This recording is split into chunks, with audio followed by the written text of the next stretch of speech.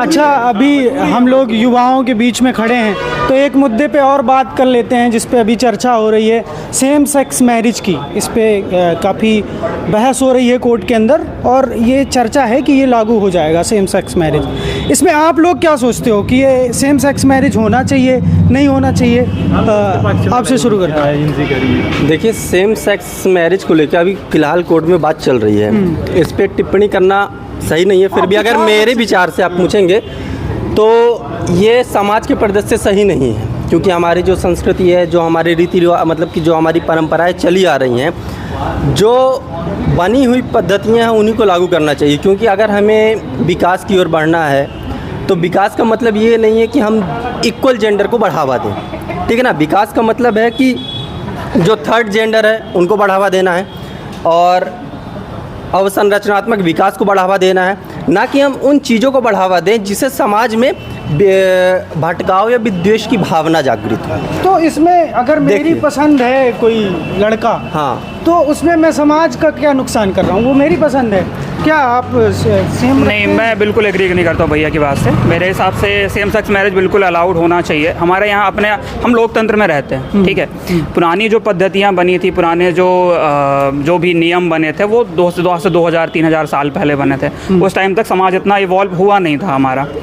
लेकिन एक वो कहावत चलती है ना कि परिवर्तन ही प्रकृति का नियम है। हम चेंज के साथ, हम लगातार चेंज हो रहे हैं, तो चेंज के साथ हमारे यहाँ ये भी होना चाहिए। भाई, मुझे स्वतंत्रता होनी चाहिए कि मुझे किससे शादी करनी है, मुझे किसके साथ अपना रिलेशन रखना है। वो रिलेशन कैसा भी हो सकता है, वो सेक्सुअल भी हो सकता है, नॉन सेक्सुअल भी हो सकता है, ठीक है। लेकिन सहमत हो आप इनकी बात? नहीं, मुझे आज़ादी होनी चाहिए, मुझे आज़ादी होनी चाहिए कि मैं किसके साथ रहना चाहता हूँ, नहीं रहना चाहता। देखिए, अगर आप सेम सेक्स की बात करेंगे तो कई सारी चीज़ें होती हैं, ठीक है ना। पहली चीज़ कि इससे समाज में एक गलत धारणा का विकास होगा। गलत धारणा की विकास इन द सेंस ऑफ, मेरे कहने का तात्पर्य ये है कि अगर मेल का आकर्षण होगा, पहली चीज़ मैं बता रहा हूँ, फैक्ट है कि पीढ़ियों का विकास बाधित होगा, सबसे बड़ी चीज़ है। इसके अलावा समाज में एक ऐसी परंपरा का प्रचलन हो जाएगा जो कि समाज को बढ़ावा देने की जगह समाज को गिराने का काम करेगा। कैसे? मतलब ये कैसे कि हम एक व्यक्ति की आज़ादी। हाँ, नहीं, बताइए। बोलिए।